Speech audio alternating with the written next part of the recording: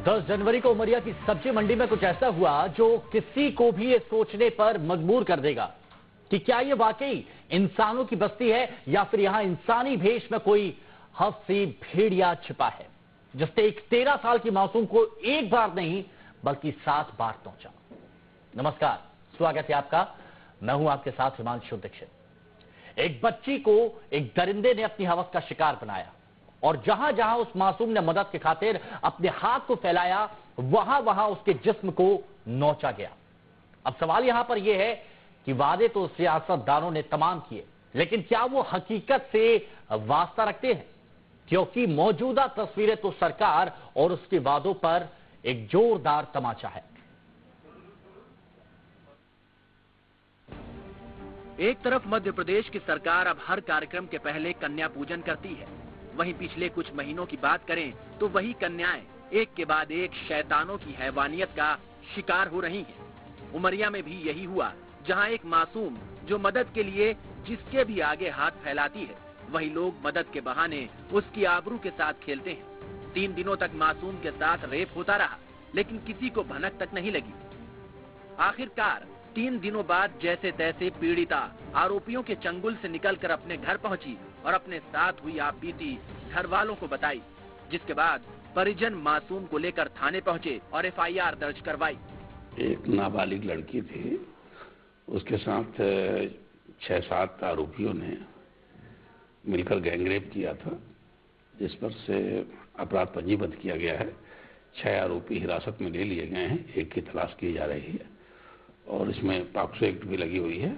POCSO act यदि नाबालिग लड़की के साथ कोई अपचारी अपराध करता है तो उसके लिए पॉक्सो एक्ट लगती है, वो भी लगी हुई है और विवेचना इसकी जारी है।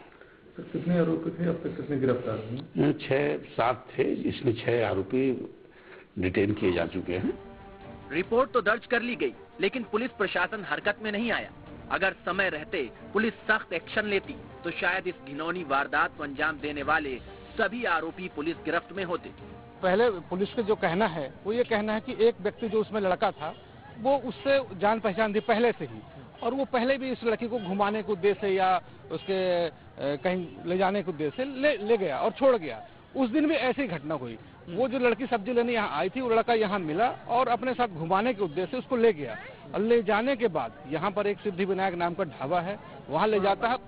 वहीं सीएम शिवराज सिंह चौहान ने एक बार फिर दोहराया कि बेटियों से अत्याचार करने वालों को बख्शा नहीं जाएगा। मातृशक्ति का कल्याण सबसे ऊपर है, सबसे ऊपर है। और जब हम संकल्प के लिए आए हैं, ये बेटियों की जिंदगी तबाह करने वाले अभी नया कानून बना। पहले 55 चाहते थे इधर से उधर के निकल के, लेकिन अब जिंदगी भर जेलों में चक्की पिसवाएंगे, छोड़ेंगे नहीं किसी भी कीमत पर। इनका कानून बना। इधर रविवार देर शाम जिस जगह मासूम से रेप किया गया, उसके आधे हिस्से को ढाया गया है और इसके पीछे अवैध निर्माण का तर्क दिया जा रहा है। पूरे मामले और प्रशासन की ढाबे पर की गई कार्रवाई से अब सवाल खड़े होते हैं कि FIR दर्ज होने के 3 दिन बाद तक पुलिस ने कार्रवाई क्यों नहीं की? पुलिस ने ढाबे के आधे हिस्से को क्यों ढाया? मासूम को 3 दिन ढाबे में रखा, किसी को भनक क्यों नहीं लगी? फरार आरोपी का पुलिस को अब तक सुराग क्यों नहीं लगा? Team news state. तो हैवानियत का खेल यहां पर चलता रहा और 2 से 3 दिन तक ये चलता रहा, लेकिन पुलिस को कानो कान इसकी खबर नहीं लगी, जबकि पुलिस में इस पूरे मामले की शिकायत भी की गई थी। अब पूरे मामले पर जमकर राजनीति भी हो रही है, आरोप प्रत्यारोप भी हो रहे हैं। और मीना सिंह जो कि नेता है, मंत्री हैं, उनसे बात की हमारे सहयोगी दुर्गेश। वाकई दिल दहलाने वाली घटना है। एक बच्चे के साथ गैंगरेप होता है, एक नहीं बल्कि कई लोग करते हैं। इस मामले पर पुलिस ने जितनी लापरवाही बरती उसके बाद कार्रवाई भी की और अब आरोपी गिरफ्तार हैं। लेकिन सवाल ये उठता है कि आखिरकार इतनी दरिंदगी कैसे एक मासूम के साथ हो सकती है। इस पूरे मसले पर हमारे साथ बातचीत करने के लिए कैबिनेट मंत्री आदिम जाति कल्याण विभाग की मीना सिंह जी हैं। मीना सिंह जबलपुर उमरिया की रहने वाली हैं, उनका गृह जिला है और इतनी बड़ी घटना उनके जिले में हुई है, तो उनका हम बातचीत करेंगे। मैम, किस तरीके से देखती हैं इस पूरे घटनाक्रम को, क्योंकि वाकई इंसानियत को शर्मसार कर देने वाली घटना हुई है ये। देखिए, ये बहुत ही असहनीय और दर्दनाक घटना है, क्योंकि एक बच्ची के साथ हुआ और जिसकी 13 साल उम्र बताई गई है। मैं पेपरों के माध्यम से जब मुझे जानकारी लगा तो मैं तो थोड़ी देर के लिए एकदम स्तब्ध जैसे हो गई कि ये कैसे हो गया। और फिर उमरिया खुद का भी जिला है और बहुत दुख भी हुआ हमको कि इस प्रकार की घटना किसी बहन बेटी के साथ नहीं होना चाहिए। बहुत ही दुखद है। मैं उसमें क्या बोलूं, मेरे मन खुद ही द्रवित है इस पीड़ा को सुन करके। बस ये आपके माध्यम से मैं ये जरूर कहना चाहती हूँ कि जो भी दोषी हैं इस प्रकरण में, जो भी लोग शामिल रहे हैं, उनके ऊपर सख्ती से सख्ती कार्रवाई की जाएगी और कहीं भी किसी के ऊपर कोई रहम नहीं किया जाएगा कि कोई बचे। और भी ढूंढ के जो भी लोग शामिल होंगे उन सब के ऊपर कड़ी से कड़ी कार्रवाई होगी। और मैं पुलिस प्रशासन से भी बात की हूँ और अभी लगातार बात करती रहूंगी जब तक उस बेटी को न्याय न मिल सके। तो जब तक बेटी को न्याय नहीं मिल जाएगा कोई शांत नहीं रहेगा। और न्यूज स्टेट ने भी ये जिम्मेदारी उठाई है कि जब तक इस बेटी को न्याय नहीं मिलेगा हम शांत नहीं बैठेंगे, जब तक गुनहगारों को उनके अंजाम तक नहीं पहुंचाया जाएगा। कुछ मेहमान हमारे साथ मौजूद हैं, रूबरू कराते हैं आपसे और फिर उनसे बात करेंगे। सरिता वर्मा जी सीनियर एडवोकेट हैं, हमारे साथ जुड़ी हुई हैं। धनंजय शर्मा जी प्रवक्ता बीजेपी के हमारे साथ में हैं और योगेश यादव जी प्रवक्ता कांग्रेस के हमारे साथ इस चर्चा में शामिल है। आप सभी का बहुत बहुत स्वागत है। सरकार जिनकी है, सवाल सबसे पहले उन्हीं से होगा। धनंजय शर्मा जी, मुख्यमंत्री जी कह चुके हैं कि मूड खराब है, महाकाल का तीसरा नेत्र खुल चुका है, दोषियों को बख्शा नहीं जाएगा, कड़ी कार्रवाई की जाएगी। और हम देख भी रहे हैं पूरे प्रदेश भर में ताबड़तोड़ कार्रवाइयां की जा रही हैं। लेकिन शुरुआत में सवाल के साथ करना चाहूंगा कि मध्य प्रदेश में अपराधियों के मन में डर का माहौल क्यों नहीं बन पा रहा? मुख्यमंत्री के इतने एक्टिव होने के बावजूद लोगों में डर का माहौल है, अपराधियों में क्यों नहीं है? नहीं, ये विषय पर तो समाज के सभी चिंतकों को, समाज शास्त्रियों को भी अध्ययन करना होगा, क्योंकि सरकार का काम है दोषियों को दंडित करना। इस विषय पर सरकार कोई कोताही नहीं बरत रही है। सरकार ने फांसी की सजा तक का प्रावधान किया है। सरकार ने उस उमरिया केस में भी जो छोटी उम्र के बच्चों पर पॉक्सो एक्ट लगाया जाता है उस एक्ट को भी लगाया, उसके तहत कार्रवाई हुई है, ताबड़तोड़ गिरफ्तारियां भी हुई है। और अपराध करने वाले लोगों को और दंडित करने के लिए, समाज में संदेश देने के लिए, उनकी यदि कोई ऐसी प्रॉपर्टी है जो अवैध है, ये अच्छी बात है शर्मा जी, ये बहुत अच्छी बात है। लेकिन मैं आपसे जानना चाहता हूं, क्योंकि आप भी प्रवक्ता हैं, आप भी पूरी दुनियादारी से वाकिफ रहते हैं, इस मामले में आपको कौन कौन दोषी लग रहा है? तो मैंने बताया ना कि घटनाक्रम बेहद चिंताजनक है, स्तब्ध कर देने वाला है। और लाख प्रयासों के बावजूद भी ये हैवान अचानक कहां से प्रकट हो रहे हैं? क्यों लोग अपने नहीं, आपको दोषी कौन लग रहा है? मेरा सवाल ये, देखिए आप वो सारी बातें कहेंगे। शर्मा जी, मैं आपसे ये जानना चाहता हूं कि आपको क्या लगता है प्रथम दृष्टया इस बच्ची का, इस पीड़ित के कौन कौन दोषी हो सकता है? नहीं, ये तो पुलिस का विषय है, पुलिस का अनुसंधान का विषय है। वो बच्ची ने जो भी जानकारी दी है उसके आधार पर पुलिस कार्रवाई करेगी। और जो जानकारी पुलिस को दी गई है, पुलिस उसके आधार पर कार्रवाई की जाएगी। लेकिन मैं उस पुलिस के बारे में आपसे जानना चाह रहा हूं। 10 तारीख को बच्चे को उठाया जाता है, 11 तारीख को परिजन जाते हैं, पुलिस में शिकायत दर्ज कराते हैं। 11 तारीख के बाद से 12 तारीख तक बच्चे उनके कब्जे में रहती है। पुलिस क्या कर रही थी? जिस जगह से उठाया गया वो 400 मीटर दूर, जो ढाबा है वो 800 मीटर दूर है थाने से, और वहां ये सब कुछ हो रहा था। पुलिस 11 तारीख को शिकायत पहुंच गई, उसके बाद से पुलिस क्या कर रही थी? पुलिस को दोषी यहां पर नहीं ठहराएंगे हम? नहीं, इतने गंभीर विषय पर पुलिस ने अवश्य प्रयास किया होगा कि समय सीमा में बच्ची तक पहुंच जाए वो, और अपराधियों को पकड़ने में कामयाब हो।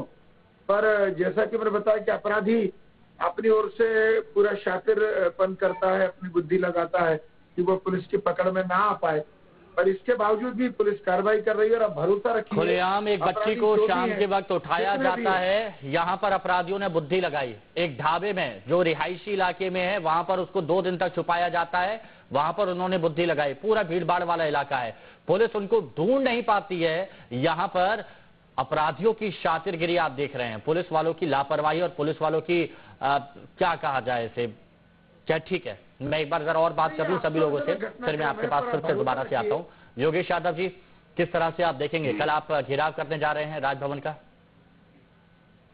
देखिए हिमांशु जी, हमारे मध्य प्रदेश के मुख्यमंत्री शिवराज सिंह जी घटना पर प्रतिक्रिया बड़े जोशीले अंदाज में करते हैं और ऐसा लगता है कि जैसे कुछ मध्य प्रदेश में सब परिवर्तित हो जाएगा।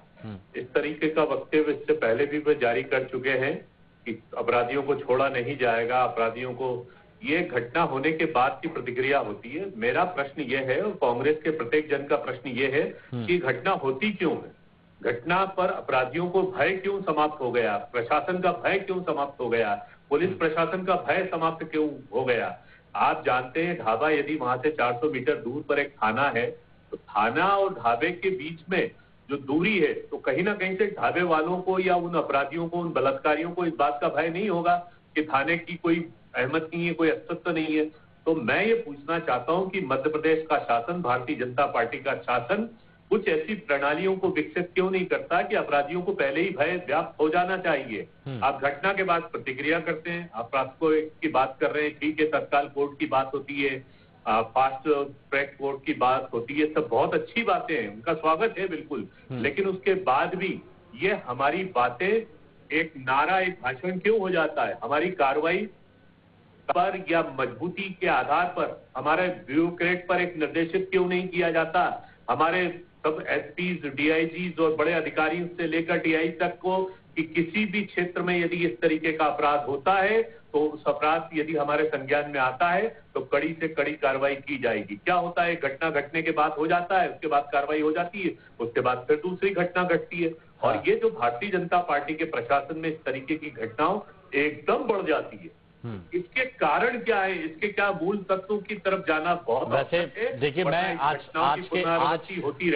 मैं सीरियसली मैं ये बात कहना चाहूंगा, धनंजय शर्मा जी, योगेश यादव जी, आप लोगों से मेरी पहले कई बार बातचीत हुई है, कई बार हम लोगों ने चर्चा की है।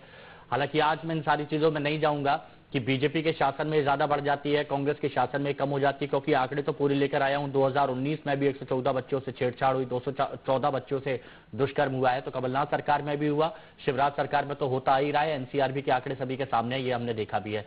लेकिन जो बात आपने यहाँ पर कही है योगेश जी कि ये क्यों एक डर नहीं बैठ पाता, क्योंकि सख्त कानून भी बना हुआ है उसके बावजूद भी, तो इस पर वरिष्ठ अधिवक्ता हमारे साथ में मौजूद है, सरिता वर्मा जी। सरिता जी, कानून बहुत सख्त बना हुआ है ऐसे मामलों में, बहुत सख्त कानून मामलों में ऐसे बना हुआ है, लेकिन आपको क्या लगता है, आप अधिवक्ता हैं, हम लोग सख्ती के साथ सारा सब कुछ किया जाता है, लेकिन फिर भी अपराधियों के मन में डर नहीं होता, खौफ नहीं होता, क्यों? क्योंकि वो जानते हैं कि बहुत लचीलापन है इस कानून में, हम कैसे भी बच सकते हैं, अगर बच नहीं सकते तो वक्त तो अपना काट ही सकते हैं लंबा खींचके से। देखिए, बलात्कार एक जघन्य अपराध है। एनसीआरबी की रिपोर्ट के मुताबिक एक दिन में 105 बलात्कार होते हैं, मीन्स एक घंटे में 5 बलात्कार होते हैं। और इसका कारण कहीं न कहीं हमारा समाज भी है, हमारा समाज भी दोषी है इस बलात्कार के पीछे।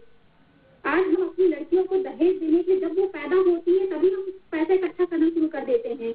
हम ये सोचते हैं कि हमारी लड़की जैसे ही बड़ी होगी ससुराल में उसको घर, गाड़ी, मकान, फर्नीचर, हर चीज में दहेज में देना, लेकिन इस बार ये नहीं सोचते हैं कि उन्हें अपनी लड़कियों को पढ़ाना लिखाना है, उन्हें सेल्फ डिफेंस बनाना है, उन्हें सक्षम बनाना है कि वो अपना डिफेंस आगे चल के खुद कर सके, लेकिन ये चीज हम कभी नहीं सोचते हैं। तो मेरा यही कहना है कि अपराधियों को सजा तो मिलनी चाहिए और सख्त से सख्त सजा मिलनी चाहिए। नहीं सरिता जी, अपराधियों को सजा मिलनी चाहिए, क्योंकि मध्य प्रदेश में हमने एक चीज देखी है कि पॉक्सो एक्ट यहाँ पर बनाया गया है, साथ ही ये भी कहा है कि नाबालिग बच्चों के साथ दुष्कर्म होगा तो उसको फांसी की सजा होगी, और कई लोगों को फांसी की सजा सुनाई भी गई है, कई अपराधियों को, लेकिन एक को भी फांसी नहीं हुई है। ये आंकड़े बताते हैं एक को भी फांसी नहीं हुई है। तो ये जो लेट लतीफी होती है, ये बात आप मत कहिए। देखिए, निर्भया केस में चारों दोषियों को फांसी की सजा 7 साल भले न दी, लेकिन उनको चारों को फांसी की सजा दी गई है। अभी जो fast track court Madhya Pradesh में बनाए गए हैं, क्या आपको लगता है कि उससे सही समय पर उन अपराधियों को सजा मिलती है जो मिलनी चाहिए? क्योंकि मुझे तो नहीं लगता। मैं आपसे जानना चाहता हूं, क्योंकि आप कानून के पक्ष बता सकते हैं। कमजोर नहीं होते हैं, पुलिस और प्रशासन कभी कमजोर नहीं होते। अगर कमजोर कार्य करने की इच्छा शक्ति